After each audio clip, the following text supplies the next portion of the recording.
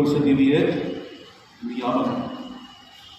असली खुदावन चाहता है कि उसके परस्तकार आत्मा और वो सच्चाई से उसकी परस्तिश और सिफारिश करें। अभी लूका रचित सुसमाचार उसका 14 चैप्टर आपके सामने पढ़ा गया। यहां पर यीशु मसीह के बारे में वर्णन लिखा है। सब्त का दिन है और यीशु मसीह फरीसियों का एक सरदार है, उसके घर में रोटी खाने को गया। यीशु मसीह एक फरीसी के घर में गया दावत पर, और लिखा है वो उसकी घात में थे। वे उसके इंतजार में थे, उसके घात में थे, ताकि उसको घात करें, ताकि उसको नीचा दिखाए। लिखा है वहां एक मनुष्य ने उसके सामने आकर, वो बीमार भी था, और उसने फरीसियों से कहा, क्या सब्त के दिन अच्छा करना उचित है या नहीं है? उसने बोला कि सब्त के दिन किसी को हील करना उचित है या नहीं है। यीशु मसीह ने उनको उत्तर दिया, यदि तुम में से ऐसा कौन है जिसका कोई जानवर या गधा बैल कुएं में गिर जाए तो उसी सब्त के दिन उसे बाहर ना निकाले। यीशु मसीह तुरंत जवाब देते थे। आज मैं आपके सामने 3 बातों को रखना चाहता हूं। 3 barriers, there are 3 barriers in between you and God. हमारे और परमेश्वर के बीच में 3 बैरियर्स आते हैं जो हमारी जिंदगी के लिए बहुत घातक है, और हमें वो बैरियर्स परमेश्वर की योजना से अलग कर देते हैं। वो बैरियर हमें परमेश्वर के अनुग्रह से वंचित कर देते हैं। और इसलिए खुदा का कलाम अजीजों, आज उसी के मद्देनजर मैं आप सबको खुदावंत के कलाम से होकर ले चलूंगा। पहला बैरियर है घमंड। घमंड से चली हुई आंखों से परमेश्वर बैर रखता है। और अजीजों, ये विश्वासियों के जीवन में एक बड़ा रोड़ा है। The God's people, they are filled with pride. खुदावंत के लोग बहुत से ऐसे लोग हैं जो घमंड से भरे होते हैं। अगर किसी के अंदर घमंड की आत्मा है, अजीजों, समय है अभी छेड़ने का, जागने का, क्योंकि घमंड के बारे में खुदा का कलाम बताता है, pride goes before destruction. Destruction से पहले, किसी बड़े नुकसान से पहले आपका घमंड आपके आगे आगे चलता है। और खुदा कलाम कहता है, and haughty spirit it is the reason of fall. जो घमंड की आत्मा है वो हमारे गिरने का सबब बनती है, और इंसान का जो घमंड है उसको नीचे लेकर आता है, उसको गिरा देता है, आसमान से लेकर जो फर्श पर लेकर आ जाता है।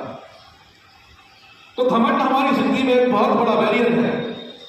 खुदा के कलाम में लिखा, to fear the lord is to hate evil. खुदावंत को का डर जो मानता है अजीजों, इसलिए जो बुरा है अजीजों उसे आप हेट करो, घृणा करो उससे। I hate pride and arrogance. मैं घमंड को और एरोगेंस को अजीजों हेट करता हूं। इवन बिहेवियर और बड़ी बड़ी बातें।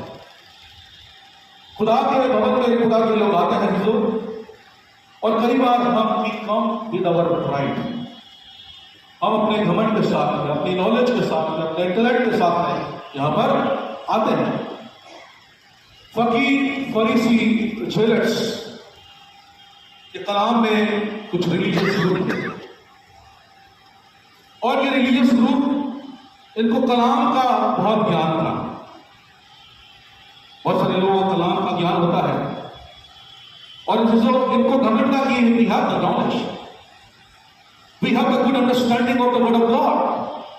हमें खुदावन के वचन की तारीफ मालूम है, लेकिन उस खुदावन के वचन से वो बहुत दूर चलते थे।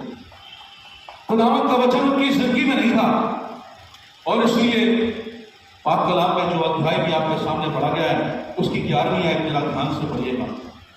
क्योंकि जो कोई अपने आप को बड़ा बनाएगा वो छोटा किया जाएगा, जो कोई अपने आप को बड़ा बनाएगा वो छोटा किया जाएगा और जो अपने आप को छोटा बनाएगा वो बड़ा किया जाएगा। मैं यहोवा पर घमंड करूंगा और नम्र लोग सुनकर ये आनंदित होंगे। अभी जो घमंड करो तो अपने जीवित परमेश्वर पर करो। घमंड करो उस परमेश्वर पर घमंड करो जिसका हाथ उसके लोगों के ऊपर बना रहता है। God also values those who are humble. खुदावन उन लोगों की कदर करता है जो नम्रता दीनता के साथ उसके साथ में चलते हैं और खुदावन का निगाहें उनके ऊपर बनी रहती है। जो पाक कलाम में लिखा है तो जूडस जो था यीशु मसीह को पकड़वाने से पहले, जूडस कोई भी इंसान कभी भी गिर सकता है, कोई भी इंसान कभी भी, अभी तो एक विश्वासी जन भी कभी भी गिर सकता है। जीवन के इस सफर में, इस विश्वास की दौड़ में यीशु मसीह के रहने के साथ में रहने के बावजूद जूडस का मन कहीं और लगा हुआ था। जूडस की निगाहें कहीं और लगी हुई थी और जूडस इस्करियोत यीशु मसीह को पकड़वाने की बात सोचता है। जिसके साथ में वो रहता है, जिसके साथ वो खाता है, जिसके साथ वो उठता बैठता है, जिसके साथ वो मिनिस्ट्री करता है, जिसके साथ में रहकर उसने बड़ा अद्भुत काम किए, देखे। अभी तो वही जूडस परमेश्वर की राह से भटक जाता है कि फिल्ड विद प्राइड, घमंड से भर गया और यीशु मसीह को 30 चांदी के सिक्के खाकर उसने पेश करा। प्राइड, घमंड। नामान कोड़ी था और उस छोटी लड़की ने बोला तू जा मेरे एली राजा को तू दिखा, एलीशा को दिखा, जाकर दिखा और तू वहां पर शिफा पाए। नामान एक कद्दावर इंसान था, नामान एक सरदार था, एक औहदेदार था और उसको अपने औहदे पर बड़ा घमंड था, उसको अपनी पोजीशन पर बहुत घमंड था। हमको भी बहुत सारे लोगों को अपनी पोजीशन पर, अपने औहदे पर बहुत घमंड होता है, उसको अपने औहदे पर बहुत घमंड था। लेकिन वो कोड़ी था, वो कोड़ी था और एलीशा के पास जब वो पहुंचता है, एलीशा ने वहीं से आदेश दिया उसको, बोलो कहां जाए, यरदन नदी में जाकर 7 बार डुबकी लगा ले। नामान उससे खबर पड़ा कि मैं इतनी दूर चलकर इसके पास आया हूं, मैं इतनी दूर चलकर इस खुदा के दास के पास आया हूं और ये यहां तक इसने इतना भी नहीं सोचा कि मैं बाहर निकलकर इससे बात कर सकूं। अभी तो घमंड से परमेश्वर प्यार रखता है। पलाओ उसके सिपाहियों का जिन्होंने उसकी आंखों को खोला है। उसने कहा यदि तू चंगा होना चाहता है, यदि तू शिफा पाना चाहता है तो तू जैसा वो कह रहा है वैसे उसकी बात को मान ले। अभी तो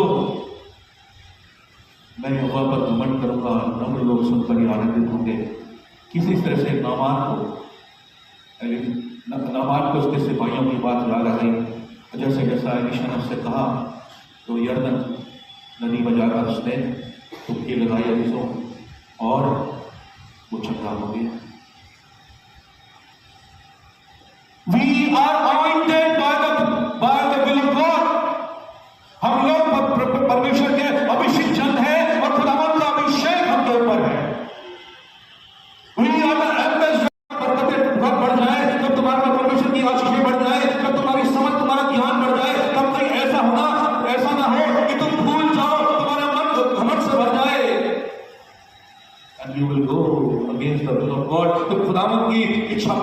भाग विरोध में काम करने लगो। कई बार हम दूसरों के सुझाव पर भरोसा करते हैं। In spite of believing in God, in spite of believing in Jesus Christ, जो हमारे बचाने वाला है, जो हमें छुड़ाने वाला है, दूसरों की बातों पर हम भरोसा करते हैं, दूसरों की बातों पर अनुमान रखते हैं, तो दूसरों के अप्रूवल का इंतजार करते हैं। No, take the approval from the lord. मैंने खुदावन के ऐसे अजीजों इस मिनिस्ट्री के दौरान ऐसे लोगों ने देखा है जिन्होंने अपने घमंड से बढ़कर बड़ी बड़ी बातें की, लेकिन परमेश्वर उनको उस जमीन पर लेकर आ गया। खुदावन का हाथ उनके ऊपर से हट गया। मेरे साथ में निकाल लीजिए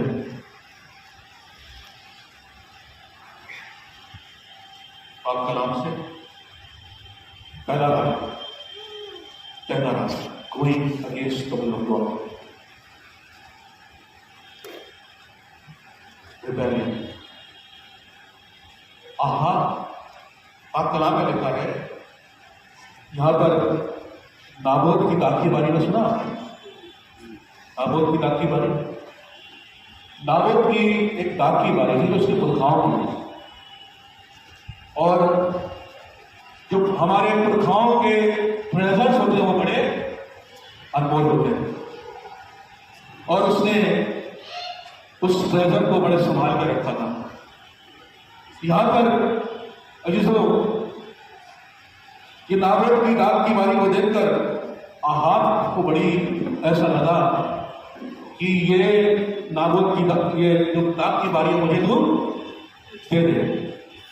उसने कहा भाई नहीं, मैं तुझे ये दाग की बारी नहीं दे सकता हूं, ये मेरे पुरखाओं की दीजी धरोहर है, ये मेरे बाप दादाओं की जगह है, मैं तुझे इसे कैसे दे दूं। नाबोत घर लौटा, उसकी पत्नी ने बोला तू क्यों उदास है और राजा का मन क्यों कच्चा है। उसने कहा यू आर किंग। उसने उसके प्राइड को झकझोरा, यू आर ए किंग, यदि तू चाहे तो उसको जबरन से ले सकता है, जो राजा है। इजबेल ने कहा चल मैं तेरे लिए काम करती हूं। उसने लोगों को बुलाया, पुरनियों को बुलाया, बड़े बड़े लोगों को बुलाया और नाबोत के लिए झूठी साक्षी तैयार कर दी। छोटे गवाह खड़े हो जाते हैं तो आजकल हमारी जिंदगी में कई बार देखते हैं जो बिल्कुल इनोसेंट होते हैं वो तो जेल खाने में होते हैं।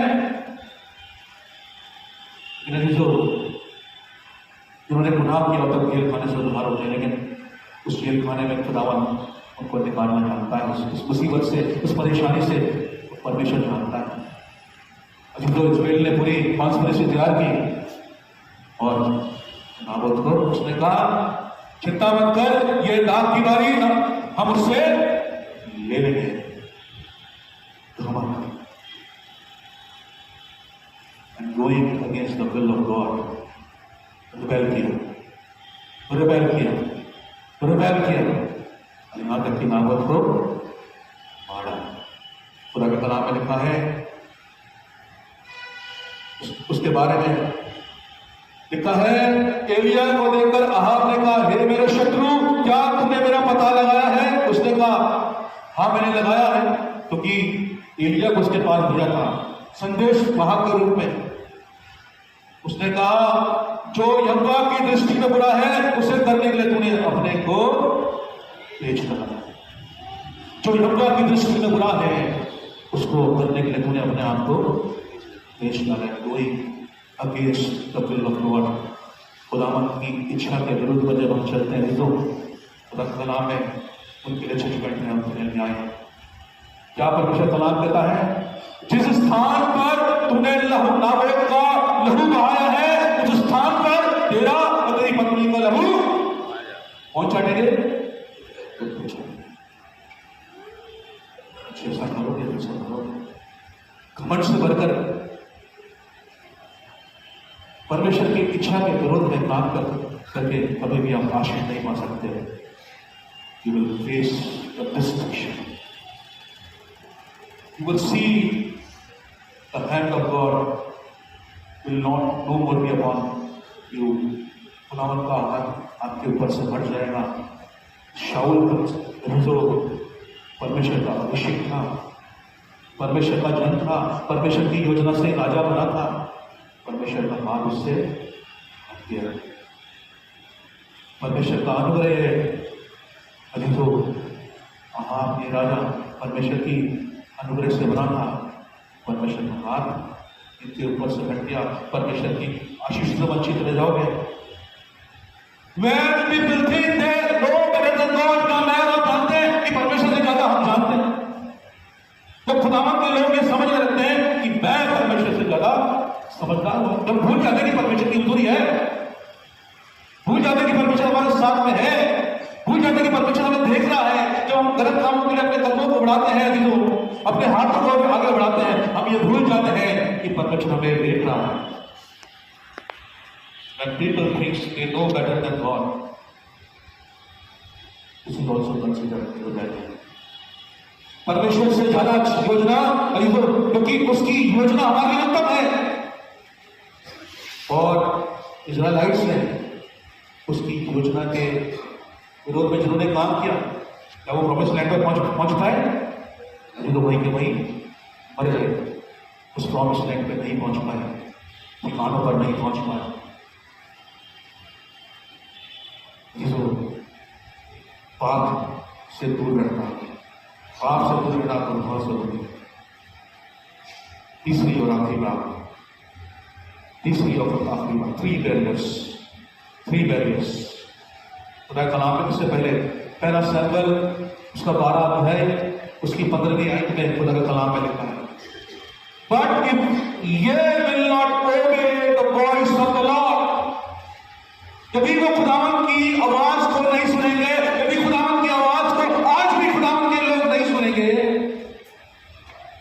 But rebel against the commandment of the Lord, लेकिन परमेश्वर के कमांडमेंट में के आज्ञा के विरुद्ध में रिबेल करेंगे, उसके विरुद्ध में काम करेंगे, then shall the hand of the Lord be against them, खुदावंद का हाथ उनके विरोध में होगा, उनके अगेंस्ट में होगा। ऐसे तो बस अगेंस्ट द फादर, उनका उसके लोगों की जो निगाहें जो टेढ़ी होती है ना परमेश्वर की तरफ से, जो परमेश्वर की अपनी निगाहों को हटा ले जाता है, डिस्ट्रक्शन में फंस जाता है, गिर जाते हैं अपनी जिंदगी में। लेकिन एक और चीज, बट इफ ये रिफ्यूज एंड रिबेल, ये शैल बी डिवोर्ड विद सोर्ड, वो तलवार से मार दिए जाएंगे, मार कर दिए जाएंगे। ये भी पता है खुदावंद का कलाम जो खुदारी तलवार है, खुदावंद का कलाम केवल आशीषों की बात नहीं करता है, खुदावंद का वो कलाम जो हमें अपना न्याय सुनाना है, खुदावंद का कलाम उसी तरह से भी कहता है। यदि उसकी आज्ञा के विरोध में चलोगे तो you will face the consequences. उनके विरुद्ध तलवार थी, going against the will of God. Jonah परमेश्वर से कहां बच रहा है? परमेश्वर से निंदे को बचाने के लिए भेज रहा है। अब वो जाना नहीं चाहता, कहां पहुंच गया? वही against the will of God. खुदावंद जिसको चुप भी लेता है ना, उसे छोड़ता नहीं, उसके विरुद्ध चला गया। कहां फंस गया? मुसीबत में फंस गया, समुद्र की धार में जाकर लग गया, मछली के पेट में, एक बड़े मच्छ के पेट में चला गया। वहां पर खुदा का नजरों देखा है, क्योंकि खुदावंद ने उसको अपनी योजना में चुना था और उसी को निंदे को बचाने के लिए भेजना मांगा था। Going against the will of God, you will face the consequences. तीसरी और आखिरी बात, बेटर खत्म करो। पाक कलाम में लिखा है, इब्रानियों उसका 12 अध्याय, इब्रानियों उसका 12 अध्याय। उससे पहले मैं यह शायद को पढ़ूं। एक टास्क से लेकर दूसरे टास्क को पाने के लिए हम लोग बहुत जल्दबाजी करते हैं, कई बार डिसअपॉइंटेड हो जाते हैं, फ्रस्ट्रेटेड हो जाते हैं, गिलानी से भर जाते हैं, एंजाइटी से भर जाते हैं, क्योंकि हमारे काम नहीं बदल होते हैं। हम चाहते हैं कि जल्दी से जल्दी परमेश्वर हमारी दुआ को सुन ले। कई बार हम कहते हैं, परमेश्वर मैं तो तेरी राह में नेकी के साथ चल रहा हूँ, वफादारी के साथ चल रहा हूँ, ईमानदारी के साथ चल रहा हूँ, तेरे भवन में भी जाता हूँ, फिर भी मेरी जिंदगी में क्यों काम नहीं करता है? हरी घटना वेट को तो और सही खुदा का नाम करता है। जल्दबाजी ना करें। तीसरा बैरियर है, हम जल्दबाजी करते हैं। There is God's time, खुदावंद का एक अपना समय है आपको आशीष देने का, and you will have to wait for that time। उससे पहले आप कुछ भी अचीव नहीं कर सकते हैं, उससे पहले आप कुछ भी प्राप्त नहीं कर सकते हैं जब तक उसकी निगाह, जब तक उसका समय ना हो।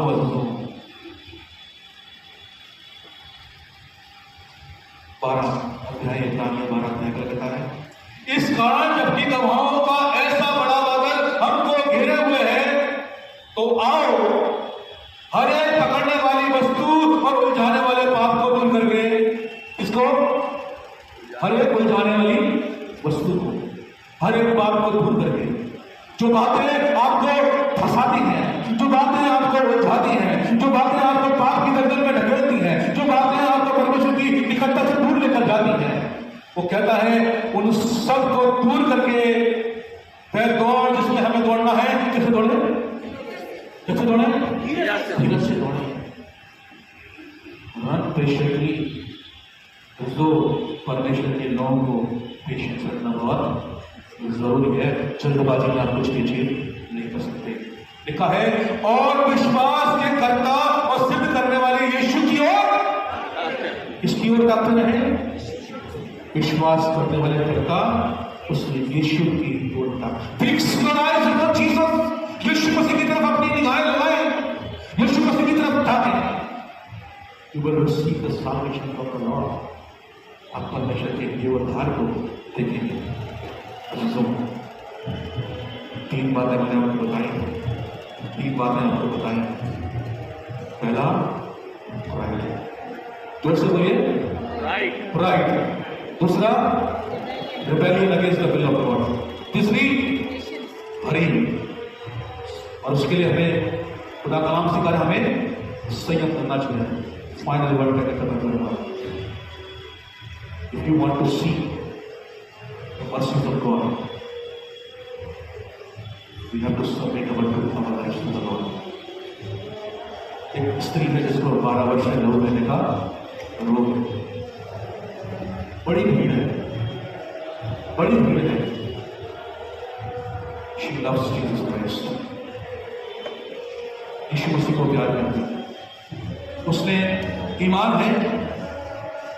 जब वो फाइनली सब जगह से हार गई, when she lost her hope, जब उसने अपनी उम्मीद को छोड़ दिया था, जब अपनी धन संपत्ति उसने खर्च कर दी थी, जहां पर जब सब कुछ खत्म होता है ना, वहां से परमेश्वर की सामर्थ जिंदगी में काम करने लगती है। वहां से परमेश्वर एक नई शुरुआत करता है। उसने कहा कि मैं जाऊंगी, उसके आंचल को छूंगी तो मुझे शिफा मिलेगी। Intimate relationship. अगर इंटीमेट रिलेशनशिप क्या है? एक दूसरे पर विश्वास, एक दूसरे पर भरोसा, एक दूसरे पर विश्वास, एक दूसरे पर भरोसा। ये इंटीमेट रिलेशनशिप पति और पत्नी के बीच में भी होती है। ये इंटीमेट रिलेशनशिप माँ बाप और बच्चों के बीच में भी होती है। ये रिबेलियन की भावना पति पत्नी के बीच में भी होती है। ये रिबेलियन की भावना परमेश्वर के बीच, परमेश्वर हमारे बीच में भी होती है। ये रिबेलियन की भावना बच्चों और माँ बाप के बीच में भी होती है। Children, they rebel against their parents। उनको लगता है कि हमारे माँ बाप हमें हमारी फ्रीडम को बांध देते हैं। जवानों को लगता है कि हमारे माँ बाप हमारी फ्रीडम से खेल रहे हैं, उनको अपनी फ्रीडम अच्छी लगती है। ध्यान रखना, माँ बाप से बेटर उत्तम आपके लिए कोई नहीं सोचता है, आपके परमेश्वर से उत्तम कोई आपके लिए नहीं सोचता है। उसने कहा मैं जाऊंगी। लोगों ने कहा उस बड़ी भीड़ में गया, किसी ने मुझे छुआ है, मुझे उसे सामर्थ मिलती है। कौन? किसने मुझे छुआ? उसने कहा, चेले बोले हे गुरु, यहाँ पे इतनी बड़ी भीड़ जो है तेरे ऊपर टूटी पड़ी हुई है। उसने कहा नहीं, मुझ में से सामर्थ निकली है। डरी डरी है, मैंने तेरे आंचल को छुआ है। God is looking to those faithful people जो खुदावंद की आवाज सुनकर उसकी निकटता में जाते हैं, विश्वास के साथ उसकी समीपता में जाते हैं, बिना डर के बिना भय के परमेश्वर की समीपता में जाते हैं। उन बैरियर्स को लांघकर, उन बाधाओं को लांघकर जो आपके चुकाई को रोकती है, जो आपकी ब्लेसिंग को रोकती है, यीशु कहेगा कि आज मेरे अंदर जो लोग विश्वास के साथ, जो बेटे और बेटियां विश्वास के साथ यीशु के कदमों में जाते हैं, वो कहता है कि आज मेरे अंदर से नहीं, अगर प्रभु के लोगों को प्रभु के कदमों पर अपने आप को डाल दो, तो अपने आप को प्रभु के कदमों पर डाल दो। Leave yourself in the hands of the God, leave yourself in the will of God. परमेश्वर की योजना में आप अपने को सौंप देने को, you will see the miracle are going to happen in your life. परमेश्वर अद्भुत कामों को आपकी जिंदगी में करने जा रहा है, यकीन मानिए, यकीन मानिए। आज की 3 बातें यदि हमारी जिंदगी में, चाहे कोई भी हो, कोई भी धर्म नहीं, कोई भी सिद्ध नहीं, सिवाय यीशु के, लेकिन खुदा का नाम हर एक विश्वास को लेकर आए। संयम से दौड़े, धीरज से दौड़े, घमंड से दूर रहे, परमेश्वर के विरुद्ध अजीजों रेबेलियन से दूर रहे, और साथ ही साथ जल्दबाजी न करें। खुदा को समय God is going to give you every blessing in his own time.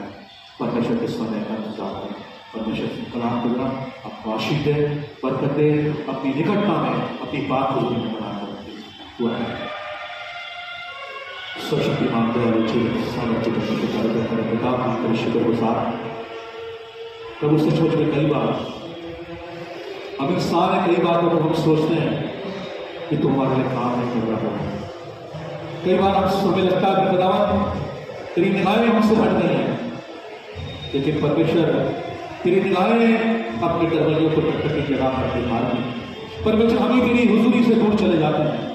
परमेश्वर हम ही तेरी सामर्थ को कई बार भूल जाते हैं, लेकिन परमेश्वर हम तेरे पास आते हैं, अपने जिंदगियों को तेरे सामने सरेंडर करते हैं। खुदावन परमेश्वर प्रभु तेरे तूने जैसे प्रभु उस 12 वर्ष में लहू बहने वाली स्त्री को तूने शिफा दी, अपने लोगों को शिफा दे, अपने लोगों को प्रभु सामर्थ से भरकर खुदावन परमेश्वर प्रभु जब जकरिया ने तुझे देखना चाहा प्रभु तेरी हुजूरी में आया खुदावन, जिंदगी का तुझसे दूर था, लेकिन परमेश्वर जब तेरे को देखना चाहा प्रभु तुमने कहा मुझे आज तेरे घर में रहना। अवश्य प्रभु तूने उसकी जिंदगी को उद्धार किया। अरे खुदावन तेरी सामर्थ को हम खोजते हैं। परमेश्वर हम तुझ पर भरोसा करें, तुझ पर ईमान रखते हैं। तू अपने लोगों की अगुवाई कर, हमको बदगुमानी की अरे खुदावन आत्मा से तू हटा कर खुदावन परमेश्वर, उस घमंड से प्रभु तू दूर कर खुदावन परमेश्वर, पर खुदावन उस रिबेलियन की आत्मा से हमें दूर कर प्रभु होने दे। जब किसी बात में जल्दबाजी ना करें, लेकिन तेरे समय का इंतजार करें, क्योंकि तू अपने समय पर अपने लोगों को भर भर कर उत्तम उत्तम आशीष देने वाला परमेश्वर। तो उस नाम की आशीष के लिए तेरे को धन्यवाद। हमारी पूरी कलीसिया को आशीष करके बनाया यीशु मसीह के सामर्थ्य नाम से मांगते हैं।